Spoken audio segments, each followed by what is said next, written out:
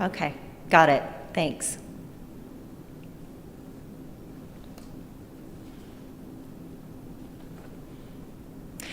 Good morning and welcome. We are so glad that you are joining us for worship on this beautiful morning. If you would like more information about our congregation, please visit our website at www.unitytemple.org and fill out a visitor form. Or you can reach out to me directly. I'm happy to set up a Zoom meeting or a phone conversation with you. You may reach me directly at tlewis@unitytemple.org. Also, on Sunday, September 19th, our membership committee will be hosting a newcomer meet and greet from 1 to 2. For more information about where we are meeting and to register, please contact me. Again, I may be reached at tlewis@unitytemple.org. We hope to see you there, and I hope you enjoy the service.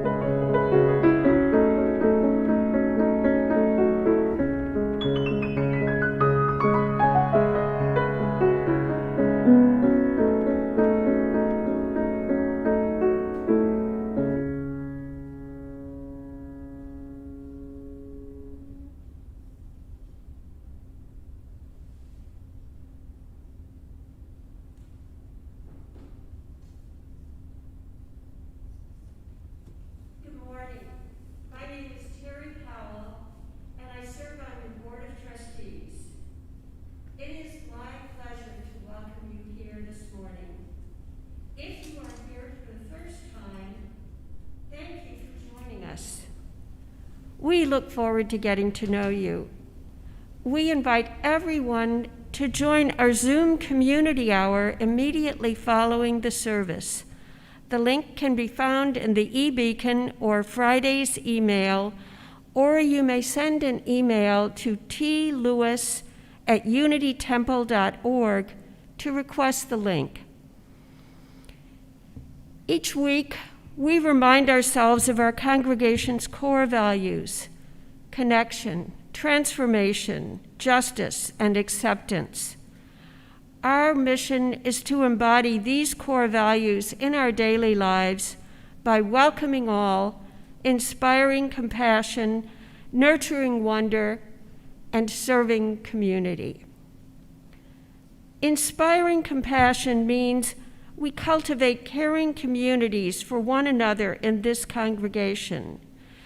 We bear witness to love and pain in the world and respond individually and collectively with acts of compassion.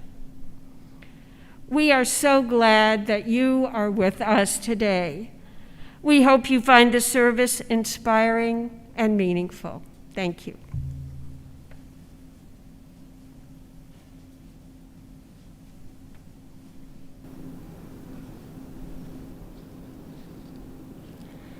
We invite you to light your chalice along with us. We are Unitarian Universalists. This is the church of the open minds, the loving hearts, and the helping hands. We take care of the planet Earth and each other.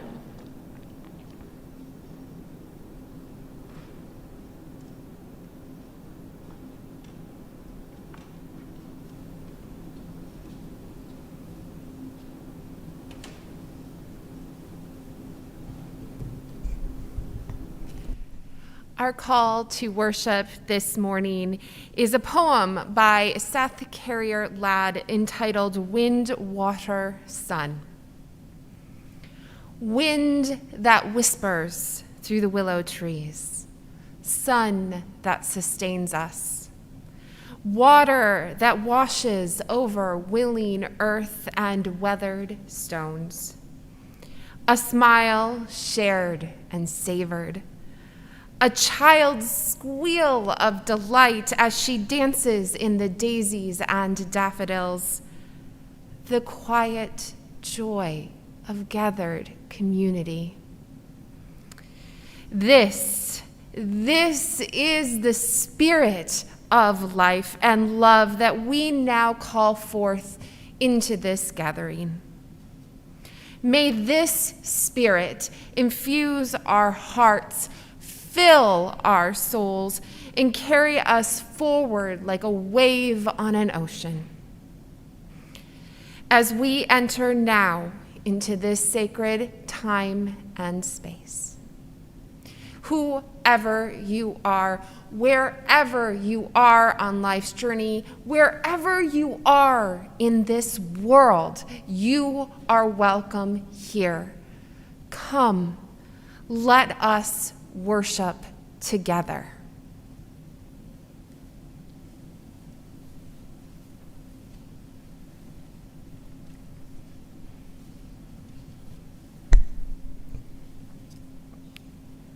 Love is the doctrine of this congregation. The quest for truth is its sacrament, and service is its prayer. To dwell together in peace, to seek knowledge in freedom, to serve humanity in fellowship, to the end that all souls shall grow into harmony with the divine. Thus do we covenant with each other and with God. Our first hymn today is number 1031 in the Teal hymnal, Filled with Loving Kindness. We invite you to sing along with that.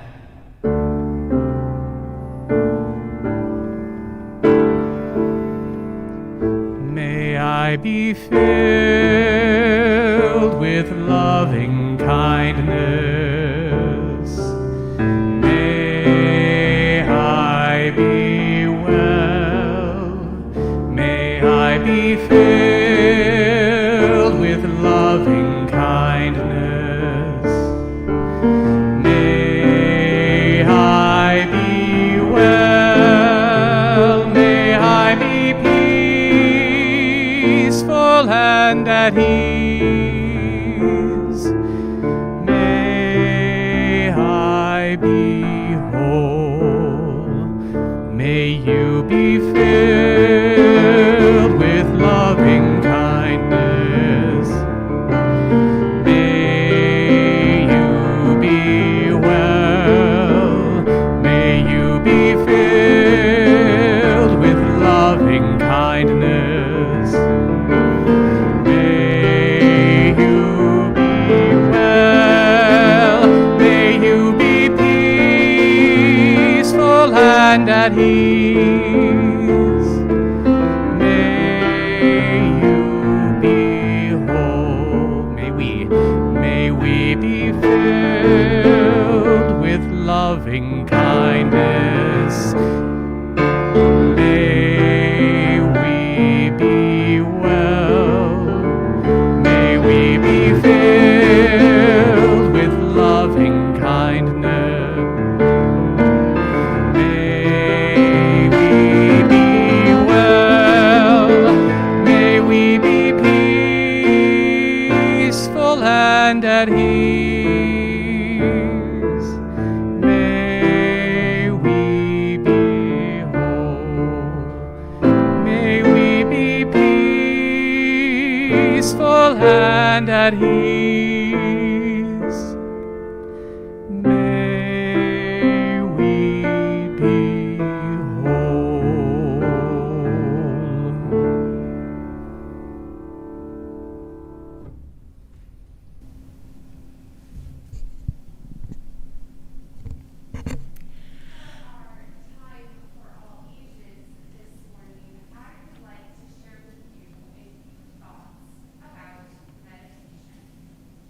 Meditation is a practice, any number of practices that allow us to focus on ourselves, on our bodies, on our thoughts.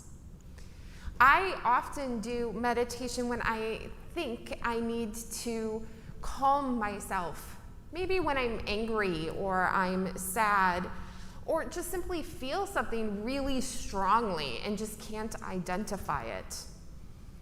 There are lots of ways to meditate, not just one, but you can do a whole bunch of them.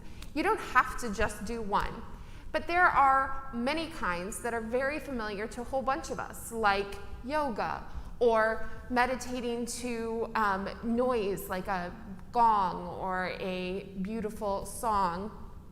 You can also meditate doing other things like walking or hiking, doing qigong, or some sort of handiwork like I do embroidery or cross stitch, but knitting might be a good way to do meditation as well.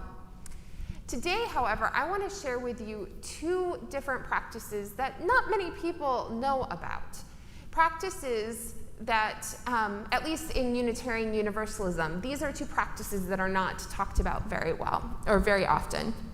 The first involves prayer beads, like these. Prayer beads are an ancient practice, and you can find this kind of meditation in many different religions. Islam, Buddhism, Hinduism, both Catholic Christians and Protestant Christians use prayer beads. It involves a string with beads like these. Sometimes the beads have meaning. These are rose quartz, and these really smaller, darker beads are Rudraksha beads, which are a Hindu protection bead that comes from a tree, from the Rudraksha tree. What happens when you do a meditation with prayer beads is you say either a prayer or a mantra, like, "May loving kindness fill me," for each bead. And as you make your statement, "May I be filled with loving kindness," then you move to the next bead. "May you be filled with loving kindness. May we be filled with loving kindness." You can say whatever phrase works for you, or you can find many online. You could also say a short prayer. Prayer beads are a really good way to get your mind to focus, and you can do them while you're walking or while you're sitting. So prayer beads are a really great way to focus your mind. Another practice that is not so well known is called Lectio Divina. I know, big fancy Latin words. Lectio Divina has its roots in a Christian practice where you would take your Bible and open it randomly, and you would find a verse on those pages, and you would meditate on those verses. You could pray on them, you could journal on them, you could just read them over and over again and contemplate the words that are there. In some practices of Lectio Divina, there's actually a form that you can use. You can find it online. Lectio Divina has also been adapted to other books, not just the Bible, including the Harry Potter series. There is a lovely podcast that you can find called Harry Potter and the Sacred Text. It's a fantastic series of podcasts that does the Lectio Divina practice within the Harry Potter books. It's fascinating and it's really interesting. But you could do it in your favorite book, either open to a random page or maybe start at the beginning of your book and take each line by line as a practice that you meditate on each day. Whatever practice you choose to use, I hope that you can find a place to listen to yourself and stop to feel what you're feeling in the moment of a very, very busy time for all of us.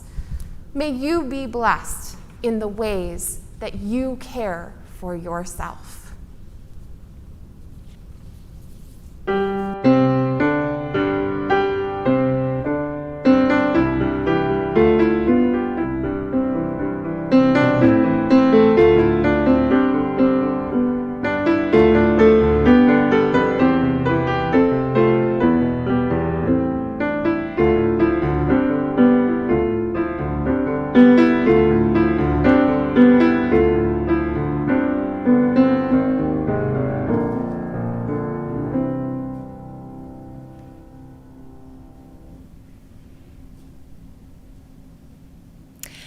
Holding each other is the time in our service where we pause to share and reflect on the moments of our lives that have moved our spirit throughout this week.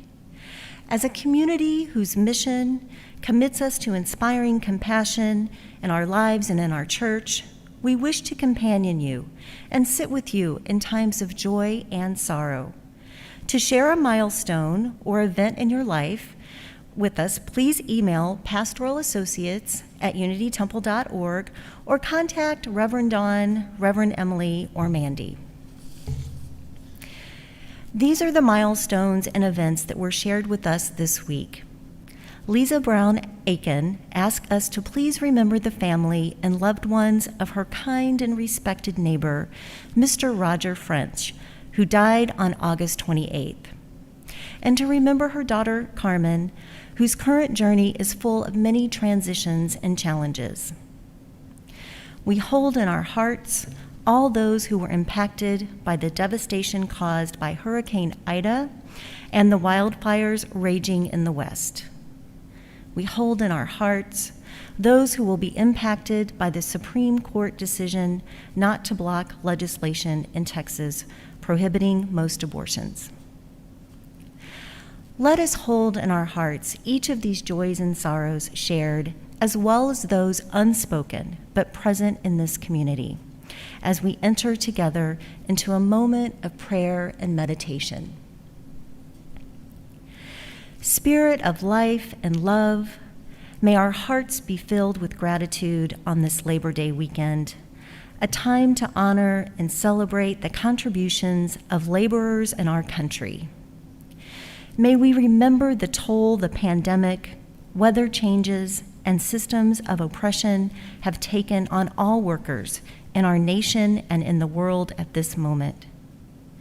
May our healthcare providers, educators, natural disaster responders, agents of justice, and all those who support their work be especially surrounded by love. May they find ways to care for themselves as they continue to care for us, and may we each be moved to care for them with acts of kindness and compassion as we move forward in the days to come. Blessed be, amen.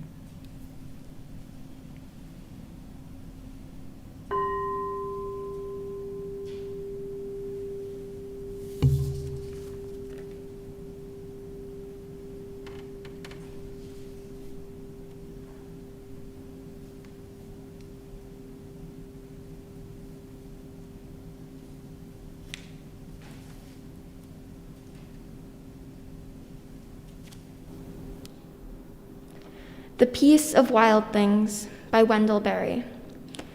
When despair for the world grows in me, and I wake in the night at the least sound in fear of what my life and my children's lives may be, I go and lie down where the wood drake rests in his beauty on the water and the great heron feeds. I come into the peace of wild things who do not tax their lives with forethought of grief. I come into the presence of still water, and I feel above me the day-blind stars, waiting with their light. For a time, I rest in the grace of the world and am free.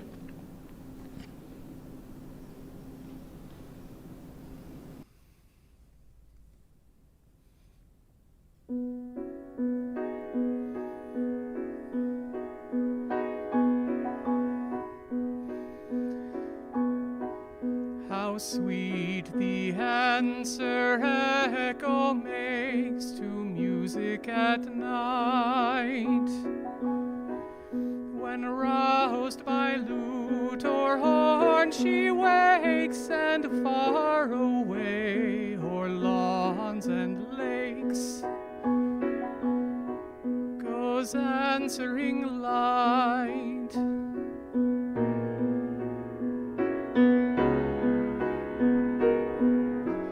Yet love hath echoes truer far and far more sweet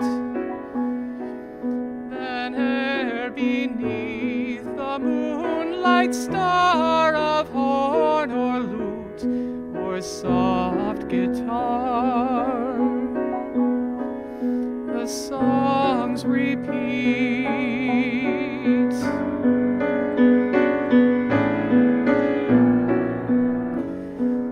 When the sigh in youth sincere, and only then the sigh that's breathed for one to hear is by that one that only dear, breathed back again, again, again, again, again, again, again.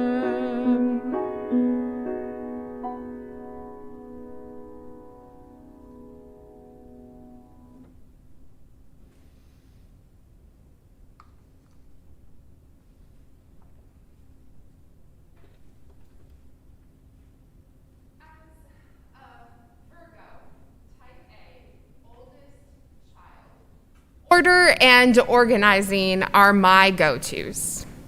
Planning and producing makes me feel in control, which makes me feel safe. Now, in the journey of seminary, these kinds of attributes make organizing academic life easier, but they're not particularly conducive to listening to the Spirit. And seminary is a journey of contemplation. It is a time for spiritual and theological reflection and discernment, not organizing. So you can imagine that seminary thrust me into a place of total uncertainty. It wasn't just that I was studying and building my spiritual and theological basis anew.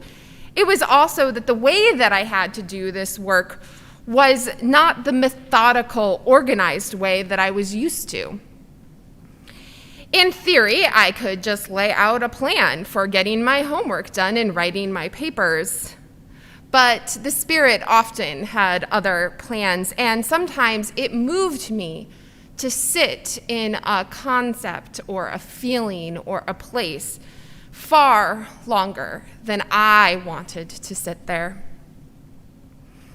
And then I added my own healing journey to this, and the theological concepts and thoughts that I was working on began to incorporate themselves and live into my body.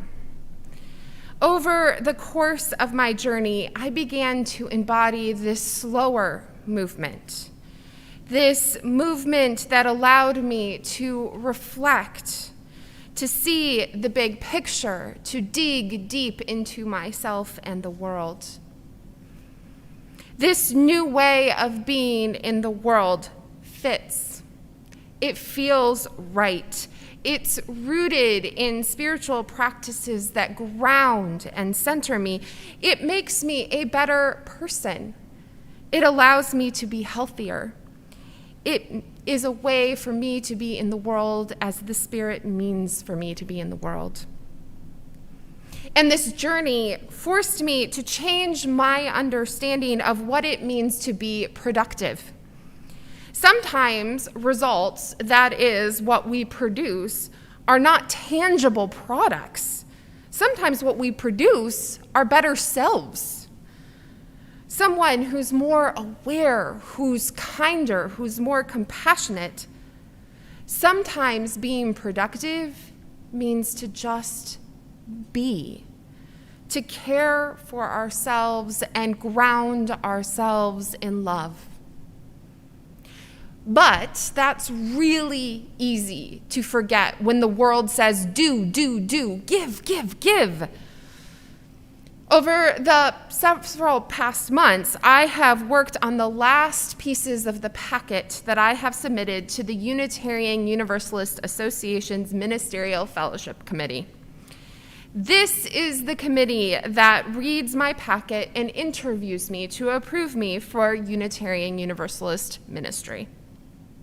This packet was 145 pages of materials on things like my biographical narrative, short essays on the 7 competencies of ministry, evaluations of my chaplaincy work and my internship work here. As I gathered these pieces, I began to find myself back at that place of organizing and sorting, of checking boxes of completion, rather than letting myself sit in the process. When it was finished and I sent it in, I felt accomplished, and it quickly faded to anxiety. Now, some anxiety as I am about to embark on this interview is very, very normal. Yet, a lot of this anxiety was caused by my focusing on the wrong things, the things that needed to be done, not the things that fed my soul. Yes, the packet needed to be completed, but I also need to make it through this process. And ideally, I need to make it through this process in a way that makes me whole and healthy and allows me to serve you and any other future congregation I serve whole and healthy as well. I let the production and the work take a greater place in my life than my soul. I know only too well how problematic that can be, yet I allowed these old patterns to take a hold of me because they're easy, because they're comfortable, but they also make me feel drained and exhausted. So as I began to think about Labor Day and work and production, I began to realize that I needed to take back some of those seminary lessons of slowing down and contemplating, to change from production to care. And oddly enough, when I embody this slower practice, I actually accomplish more without the sacrifice of my well-being. Our society claims we must produce to be worthy. We must produce to be a good member of society or a community. We must do and move rather than be and listen. On this Labor Day weekend, I want us to think about the ways that labor practices and social expectations around production and work are unfair and unjust. How these practices mean ignoring our own mental and physical well-being, not in service to each other, which, while marginally better, is still self-sacrificing, but in service to the American ideal, which is still only accessible to a handful of people. Our nation was founded on unfair, unpaid, unjust labor practices, and it has never learned to do better. Profit and wealth take precedence over literally everything. These labor practices are then justified to use bad theology like the prosperity gospel, which teaches if that we only work hard enough, God will bless us. Meaning if we're not swimming in wealth, you simply aren't working hard enough and God is not blessing you. Combining these two practices means that we have created a system that is exploitative and death-dealing, not only to our bodies, but to our personhood and our mental and emotional health. But these practices go further and intersect with ableism and classism and racism. These practices stick groups of people in economic situations that are almost impossible to get out of, and then blame the hopelessness on anything but the capitalist system. And then they feed into ways that body image and self-respect are interpreted through a lens of oppression, through a lens of production. It's a system that wraps up the complexities of identity and oppression until it's difficult to sort through. It's a system of despair. Given this history and this system, how can we act? What is one of the most revolutionary acts that you can do for yourself? Care for yourself. Learn about yourself, then care for others and care for our communities. Acts of care means choosing our beinghood, our souls, over production and revenue. For some of us, this is much easier because of the privilege from economic security given us by jobs that give us vacation time and wages that means we can care for ourselves. For others, this is harder, and we have to be more creative in finding ways to care for ourselves and our families. For all of us, we need a community to affirm our boundaries around work expectations, to encourage us in taking time away from our responsibility, and to teach us how to care and to learn about ourselves and our souls.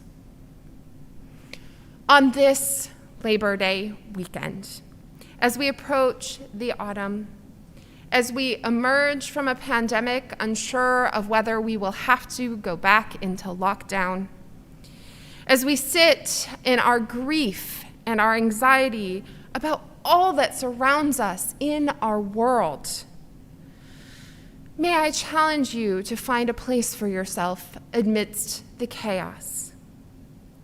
Maybe engage a practice that cares for your soul and yourself. Maybe join the Tuesday night mindful meditation group, or join choir and sing until your soul is filled.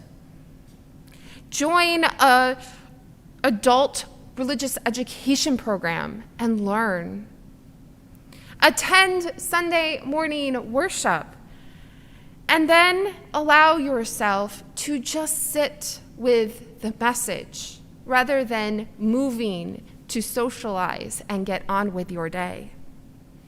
Learn a way to just be. Engage the revolution of pausing, of persisting in self-care.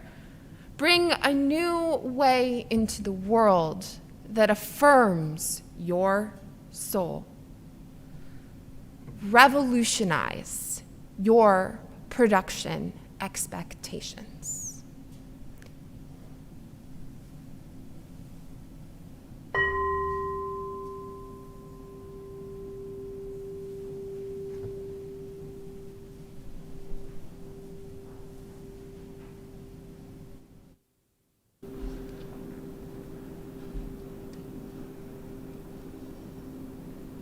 Hello, my name is Paul Beckwith, and one of the neat things I like about being part of Unity Temple is that each week we can give to an organization that lines up with our values. And today I'm talking about Beat the Streets. Now, when you think of Beat the Streets, you would never think about wrestling, but that's really what it is. And this is a picture of some of the kids that participated in our programs this summer. We had over 500 kids that participated. When you think of wrestling, you think, I don't know what this would be about, but really this is a program that teaches discipline and self-respect. And it's not about beating the other kid, it's being the best you can. And it's maybe a revolutionary thing that Mindy just said, but the thing that gives purpose to kids on the West Side. I've been very committed to this, and I'm really hoping that you might tie into it. And it's very easy to go to. It's BTS Chicago. You can look about it.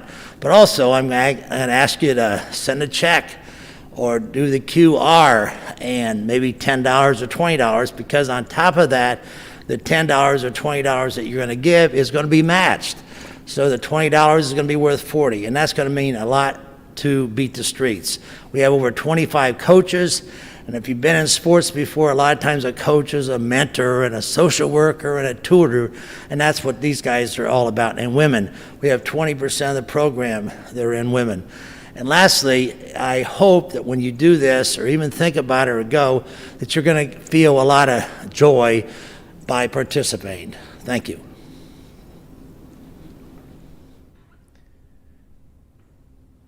Our offertory / second hymn is number 1007 in the Teal hymnal. There's a river flowing in my soul. We invite you to sing along.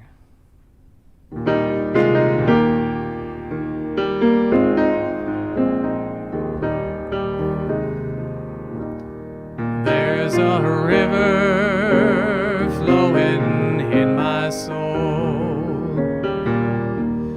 There's a river my soul, and it's telling me that I'm somebody.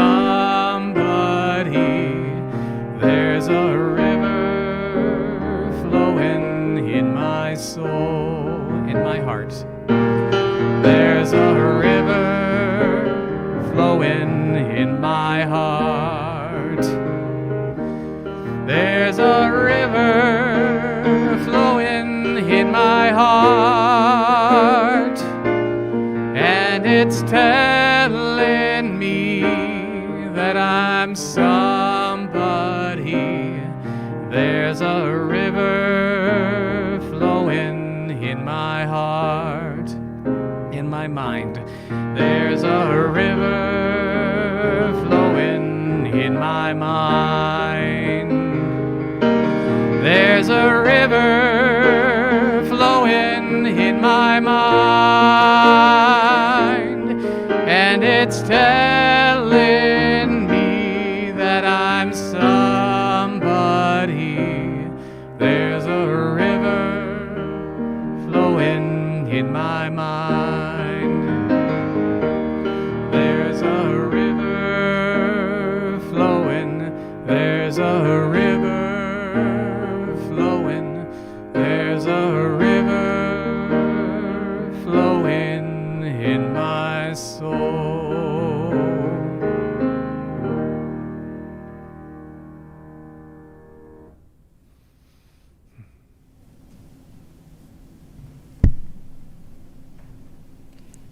As we leave our time together, may we remember that silence can hold whispers of joy and wisdom, that not moving but being still can be healing, that looking into our hearts can provide guidance on our next steps.